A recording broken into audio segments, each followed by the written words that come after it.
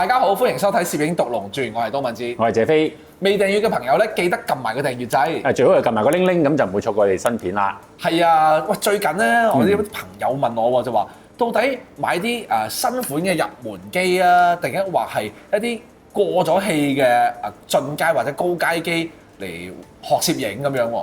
你揀機咁樣就通常都係睇價錢啦、睇功能啦，即係性價比咁樣嚟去做個比較嘅。咁但係咧，其實都要睇埋佢嘅需要啦。當然係，仲有你話新機係咪同二手機嘅比較喎？係啊。咁一樣就係有保養，一樣就係可能冇保養喎。仲要係如果新機嘅話咧，就新速速拎出嚟咪開心啲咧。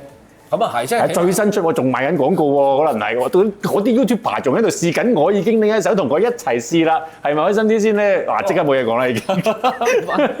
我頭先我諗喎，你嗰個咧，你嗰個話新速速咧，我喺度諗係咪其實新出啊？心理陰影啊，即係咧二手機咧就唔知人哋咩場合用過，即係可能咧人哋行完山而家身水身汗滴。你唔好咁潔癖啦，真係！你搭車摸住啲扶手，你會唔會即係覺得你要噴下佢先抹下，捽下個扶手你先至咁拎落去嘅咧？我唔會，不過我係會扶完個扶手之後先切咯，要搓手咯。嗱，我即係唔好講啊精神潔癖嘅嘢啦。咁但係咧，我就覺得即係有時咧就真係好講你話嗰個功能上面咧，你係要做咩嘅，即係做咩嘅範疇啊？因為譬如我覺得啦，譬如你一部就當現行入門機啊，就以全片幅無反為例啦。因為我覺得 APS-C 咧今次我哋又唔係好想講，因為APS-C 佢嗰啲 function 好勁啊，係啦，咁同埋可以玩嘅嘢好多。但係如果你話全片幅無反嚟講咧，我覺得譬如 R8咧，其實係一部幾抵嘅機嚟嘅。哦，將個範圍收窄啲，就係講 full frame 先，係嘛？係啦，即係可以睇，即係喺呢度探討下我哋即係揀機嘅一啲哲學咁樣。係啦，R8 係啦，R8係睇翻個價錢先。咁如果係正機嘅話咧，出邊可能係鋪頭賣緊，即係第二啲鋪頭啦，咁周圍嘅鋪頭都賣緊係8字頭咁上下啦。咁如果係 kit 嘅話，就9字頭咁上下。係咯，即係嗰支 kit 鏡基本上係即係跟埋俾你咁滯㗎啦。係啦，即係最平嗰支 kit 鏡啦咁樣。但係你同邊度比咧？嗱係啦，我就同我自己比。你自己你可以攞嚟影相，咪撳掣影相啫。嗱我咧就係。因為之前咧，我喺二手區嗰度，即係我哋 DCViva 嘅二手買賣平台嗰度咧，就揾到件筍嘢啊，唔係賣花讚花香，不過嗰個都幾筍，就係 R6，都係 Canon 嘅第一代 R6 第一代，咁就佢個價錢咧7000幾啫，7000幾都正常啊，正常係咯，最唔正常嘅地方係佢有保養。幾時買㗎你？即係冇耐嘅啫嘛。係啦，3月買嘅。哦，點解而家仲有買到有保養嘅 R6嘅？哦，唔知啊，師兄放㗎咋咁樣，即係可能係有啲貨尾嗰啲嘢，貨尾咯，係咯。陳列品啊，貨尾啊嗰啲都唔出奇嘅。所以就仲有保養。係咯，咁我又揾唔到間鋪頭，咁但係起碼有一個師兄咁樣放，就真係有保養喎。咁我就覺得咧，嗰部嘢係個功能上咧。我覺得應該係比 R8咧優勝啲唔多嘅。咁理論上就級數係爭一個 grade 嘅，但係就一部係已經舊咗款啦 ，R8 就新款啦咁樣咯。但係即係你覺得 R6 Mark One 咁樣點解會吸引你去買部即係二手嘅機？咁爭在1000蚊到咁樣嘅啫喎，可能係嗰個價錢。其實咁講啦，我自己本身咧就唔係一個。完全地唔係完全地一個 Canon 用家，咁我係仰慕咗 Canon 好耐㗎啦，即係用係好多時候有得機會試啊。哦，即係虛榮心咁解啫，即係覺得 R8 太過入門啦，即係拎上手唔襯個身份係咪？首先我冇睇小 R8 嘅，因為我哋嗰陣時試 R8咧，我都覺得其實呢部機都比我想象之中好啊。係㗎，即係雖然話入門，但係都有呢個美合金機身啊，一啲都唔少嘢啊！即係我初頭都以為係即係嗰啲750D 啊，咩以前78D 嗰類膠嘅機身 ，RP 咁嘅。但係佢美合金機身仲有防塵防水滴嘅添，同埋佢個 size 都幾細嘅，係啦。但係咧，我揀呢個嘢咧係因為揀 R1，唔係揀 R8，揀 R6，所以我係揀 Canon 啊，即係買 Canon 係即係因為個人有啲好色嘅，因為嗰個 Canon 嘅唔好講出嚟啦呢啲顏色咧即係嗰個膚色嘅演繹咧，我又覺得真係好好，咁我所以就決定買嚟即係自己去擁有呢個顏色啦咁樣。咁 R6嘅顏色好，R8嘅顏色嘅顏色都唔差嘅喎，應該一樣嘅啫喎，係咪？啱啊，係啊。點解你唔揀 R8 而揀 R6咧？有防手震，其實即係你終於講到個重點啦，逼你講到個重點啦，係啦，因為 IBIS 呢樣嘢，邊個令到你變心？邊個 IBIS？邊個 IBIS？係啊，因為咧，我覺得呢個防手震咧，又係Canon 裏面好嘅，搞到我而家好似賣廣告咁。因為其實我賣廣告 sell 舊機而家都做咩事？因為我會為我自己買過收咗錢 sell 舊機。因為我自己覺得自己中意，我先會買啦。即係我梗係會有好多理由。仲有咩理由？除咗防手震之外，係啦，仲有雙卡。雙卡啊，係啦，叫做可以幫我頂住個雞頭嘅一部係啦，半業務機。即係我去玩又可以係佢，去做嘢又可以係佢。同埋另外一樣就係佢係大電。係啊，我好怕換電。係。所以就吸引到你去即係有一部舊款啲嘅機，咁你都唔介意佢之前嗰手點樣用，咁樣你都入個手啦，咁樣樣係。係啦，即係邊個冇過去啫？係咪先？都係嘅，但係我都係中意新嘢咯。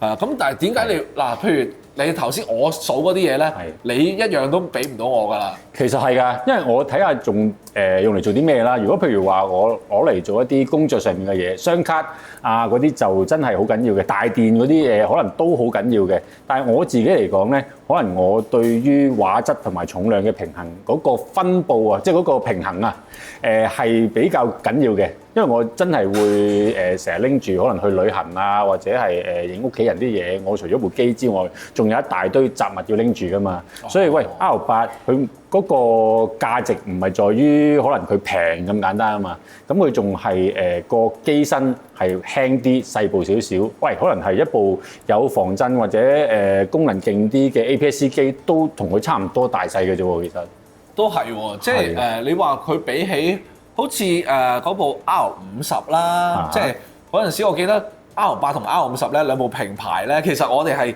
有少少撈亂咗㗎，因為我記得嗰陣時係一齊做㗎嘛，嗰條片係跟住之後兩部其實好似樣 ，R8 係闊啲咁樣啦，但係我覺得好揸啲嘅呢樣嘢係。咁係好揸啲啊！佢嗰個位都，但係即係佢都算薄身同埋輕嘅，所以我覺得即係嗰個喂 full frame 又輕咁樣，我覺得都還好啦。咁樣我可以用佢鏡頭防震。機身冇防震都可以 comment 射下咁樣呢樣嘢啦。另外其實佢啲功能咧，即係有好多可能係下放自前一代嘅高階機啦，可能拍到 4K 60P 冇 crop 喎。係啊，即係可能而家就甚至乎即係唔係其他即係個牌子嘅入門嘅 full frame 都可以拍到 4K 冇 crop 嘅60P 啊嘛。佢似呢啲即係下放落嚟㗎，因為呢啲嘢。仲要可能即係嗰個連拍有40 frame per second 咁樣都，即係電子啦、電子快門啦，當然都係。嗱，不過咁講喎，即係嗱，電子快門嘅嘢咧，其實就好多都可以俾到好高你嘅。咁不過咧，我相信如果以 buffer 嚟講咧 ，R6 一定會高，即係個 buffer 大過你 R8 嘅。因為佢同埋都係20 frame per second 嘛 ，R6。係咯。嗰個電子快門。係啦。係啦。所以回氣咪快啲，回氣咪即係長氣啲咪即係咁解咯。即係慳啲就長氣啲。咁有時真係你影嘅嘢，你邊度下下嚟到40張連拍啫？你咁都係，咁都係。如果就算有每秒40張俾我，我都可能係會校翻一個中速或者低速連拍嘅，影我女跳舞嗰啲啫嘛。可能有時影下啲生活嘢，使乜咁高速連拍？但係即係始終都係即係講緊嗰個高階機下放嘅性能其實佢都唔差嘅，咁佢覺得佢係其實係冇咗個防震，係換為一個輕便啲嘅機身咁解咯。咁所以其實佢新款嚟講，我覺得都做到嘢啊咁樣，咁又輕巧啲，即係啱我需要多啲咯。我覺得都係都可以嘅，即係如果以士啤機嚟講咧，即係嗱你知啦，即係除咗入門之外，咁我自己。其實我買得我就一定唔係入門㗎啦。你係做啲嘢嘅攞嚟。係啦，我哋即係有係啦，半玩樂嘅。咁嘅話，其實 R8咧個好處就係我真係去做嘢，我帶多一部機咧都冇 R6咁重。嗱，不過另一樣嘢就係我要帶多粒電咯，即係都係。係啦，如果不過當然係講緊成套系統本身，你用緊R5啊或者 R6啊，咁你就叫做帶埋同一粒電啫。但所以呢度得出嚟嘅哲學咧，就係可能即係入門機就一定冇咗嗰啲咩雙卡啊嗰類嘢啦，可能係即係對焦啊、連拍嗰啲機即係 general 都會渣啲咁樣啦，拍片 general 都會渣啲啦。但係即係 R8咧就即係佢特別例子冇咩點渣到咁樣啦，可能係呢一樣嘢。即係當然係可能係整個使用上面嘅體驗，你會覺得都可能同高階嘅機可能有啲分別嘅，可能係R6嘅即係嗰啲 readout 都會快少少未頂咁樣啦。咁所以就即係嗰啲爽嘅快門嘅shutter咁，可能都會係係。你講起咧，即係啲而家啲新嘅入門機咧，其實佢哋嗰個功能上面咧，真係以下犯上得好緊要，即係叫做冚翻個前一代啲中階機咧嗰啲功能啊。因為除咗 Canon 之外咧，另一個牌子 Sony 啊，我覺得佢又係有咁嘅情況喎。係啊，而家嗰部 A7C2其實又係下放咗好多勁嘅功能落去，譬如話嗰啲7級防震啦，3300萬像素啦，其實就即係可能好多時都超越咗入門嘅用家嘅需要都未定啦，已經係。係啊，咁但係咧嗱，差唔多價位咧，我就覺得另一部咧，其實又係我自己想買好耐嘅，就係呢個 A7R3A。哇！一代名機喎呢樣嘢，真係爭啲都唔記得咗佢啊！A7R3A 喂點樣樣㗎個規格？你睇一睇我先。A7R3A 咧就係用咗4200萬像素CMOS 感光元件啦，咁啊10格嘅每秒10格嘅連拍速度啦，有5.5級嘅機械防震啦，咁同埋有4K 30P 有裁切嘅類型規格啦。咁不過都有雙卡，係啊，即係最緊要有雙卡呢樣嘢。最緊要雙卡係啦。係咪有雙卡嘅機啊？有雙卡機其實你可以揀翻 A74啦，係嘛？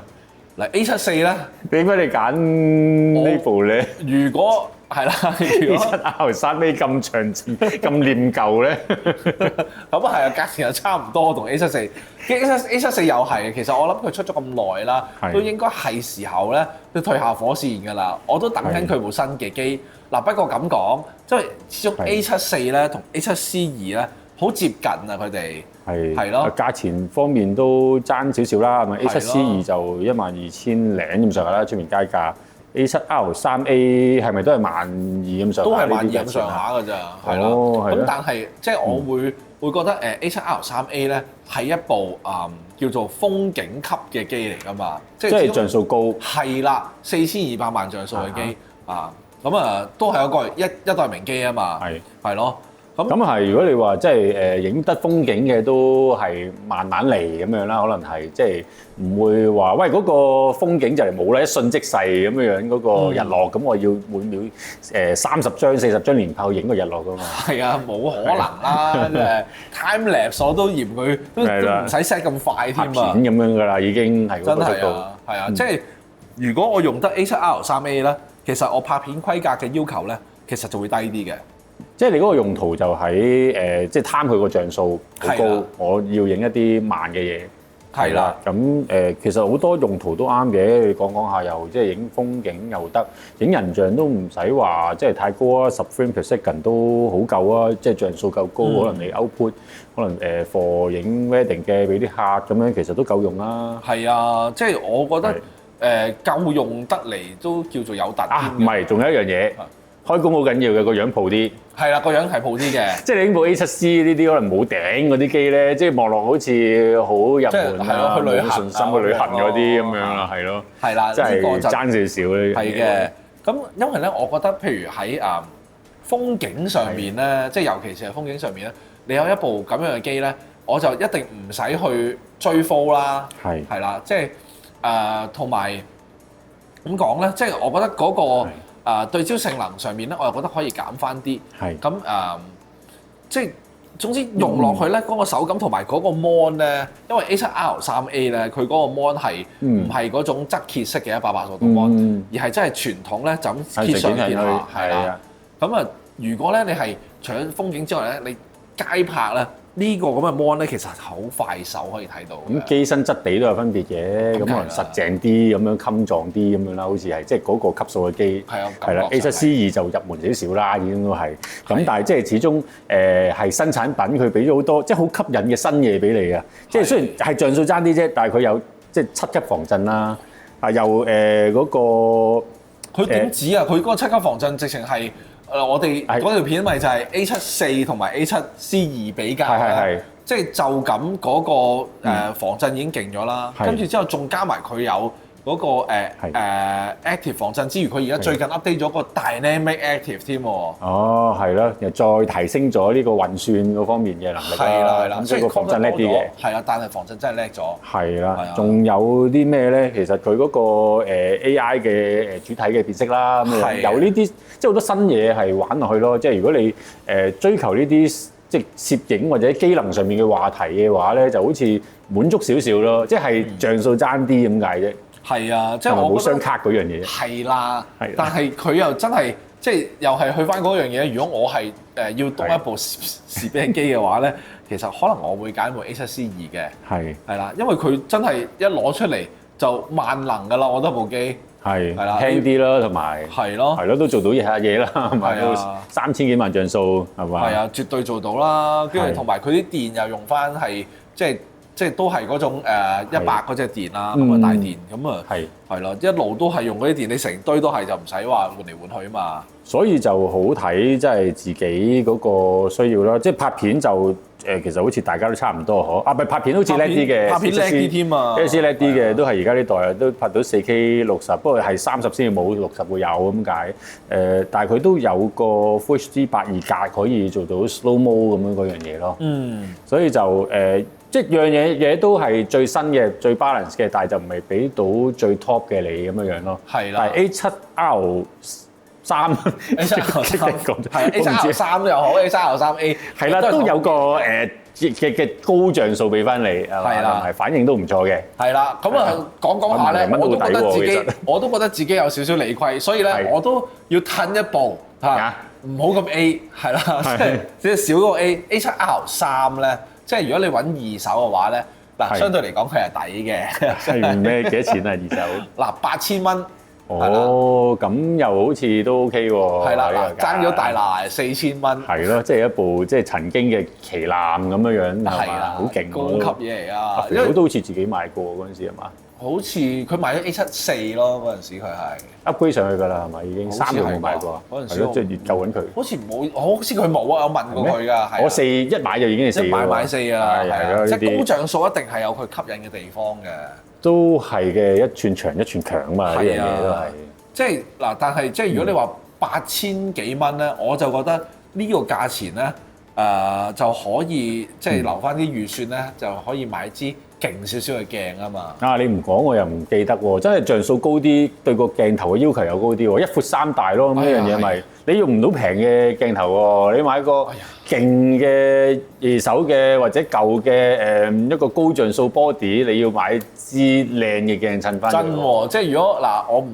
即係老實講啊，即係譬如可能我平平地買支大陸鏡咧，可能都覺得，哎呀，都好似唔夠食到嗰個像素咁樣嘅。係。咁可能真係要買支 GM 鏡啊，咁先至襯到佢。到其時我嗰4000蚊，即係闊3大喎，呢個 double 呢個預算喎，你要係嘛？係啊，即係唔好以為啲 cheap 嘅 kit 鏡攞嚟玩住先係嘛？即係練下影相先咁樣，未必即係過唔到自己一關喎。係啦，嗱，所以咧，你頭先有講提起呢個用途上面咧，如果你係想全套學習，即係譬如啦，你係想影完相，然之後再執相嘅話咧，咁另一個1闊3大又嚟啦，即係高像素嘅話。咁又會引起就係你儲存空間啦，你電腦個 process 啦，即係簡單嚟講，你要部勁少少嘅機啦，係啦。喂，我覺得係即係嗰啲連拍高速嘅機咧，嗰個 storage 嘅問題緊要過高像素嘅機啫。高像素真係可能係影風景都係一兩張咁樣影，跟住但係我當你揾部2000幾萬像素嘅機，一下就100格連拍。200格連拍嘅話，即係100格連拍嗰啲，我就即刻已經企咗喺度嘅咯，嗰個 hard disk。係啊，冇㗎啦，冇㗎。仲有啲 RAW 加 JPEG咁樣影嘅話，咁啊係啊，因為咧其實即係嗱，你玩攝影嘅時候咧，你嗰個前置入門費用咧，即係除咗你買部相機之外啦，其實都仲有，譬如電腦啦，頭先即係嗰啲卡啊嗰啲嘢啦， memory 卡啦，你要相機袋啊，相機袋一定要㗎啦，即係係咯，鏡頭啊咩嗰啲卡啦，1闊3大啦咁樣係啊，咁其實嗰啲嘢咧就其實嗰啲都會影響到。但係當然相機袋你就唔會話，即係我高唔高級機嘅時候都係用嗰啲相機袋嘅啫，係啦。但係如果你話你真係有啲特別用途，譬如可能你係鳥攝嘅，咁你就可能咧要買啲大啲嘅相機袋，你先可以入到咯。都啱啊，即係遲下，即係鳥攝就好似好專門嘅呢樣嘢，就唔使諗。你預算高嘅話，就可以買支炮，跟住一低就低到2萬蚊樓下㗎啦。嗰啲係咩咩18-48啊，咩48-88啊嗰類咁樣嘅鏡㗎啦，已經係2萬蚊到咁樣嗰啲。係啊，因為鳥攝其實我覺得好直接嘅一個軍備競賽嚟嘅。2萬同10萬嘅比較咁樣。係啊，你好似好清楚自己需要啲咩㗎啦。其實清楚自己要努力工作。係啊，咁。所以咧，其實我覺得即係總括而言啦，我自己認為，我自己個人認為咧，如果大家唔係好清楚，即係自己好 concrete 知道自己需要啲乜，咁純粹係想買部相機係試下唔同嘅題材嘅話咧，新嘅機咧會比較穩陣啲嘅，咁你第時賣翻出去都容易去放出去啊嘛。另外即啲功能都係 all round 少少啦。係啦，而我自己覺得咧，如果你身邊咧有好多攝影嘅朋友，又係用嗰個牌子嘅話咧，咁買部二手嘅高階少少嘅都唔驚。第一，可能你可以揾佢幫手 check 機啦。咁當然如果佢哋都唔識 check 機唔緊要嘅，我哋以前咧有集《獨龍傳》咧，就專係講我哋買二手機中伏嘅個案嘅。咁如果有興趣可以翻去睇翻嗰一集咁啊從我哋失敗之中吸取教訓。咁但係咧，如果你話即係有多朋友嘅話，咁話用嗰啲二手機咧，咁你就有機會可以試到多啲唔同嘅嘢，同埋可以等佢哋教你點樣用一啲進階啲嘅內容。另外就可能係揀得舊啲嘅機或者係二手機嘅話咧，就好 specific 係鍾情佢某1-2樣嘅特別功能，佢唔介意佢舊款啊。譬如話真係雙卡，又或者係個防震或者個像素好勁，又或者有防震冇防震咁樣，呢啲分別就會心水比較，即係自己會比較心水清啲，又或者好知道自己需要某啲特定嘢嘅，咁就可以去咁樣諗咯。係啊，唔知各位觀眾咧係有啲咩嘅二手選擇，或者你有啲咩心水選擇介紹俾我哋嘅新入門嘅朋友咧，不妨喺下面留言同大家分享下喎。好，今集就講住咁多先。好啦，下集再同大家傾下，拜拜。嗱，雖然內容冇問題，但係我今日唔知可唔可以食。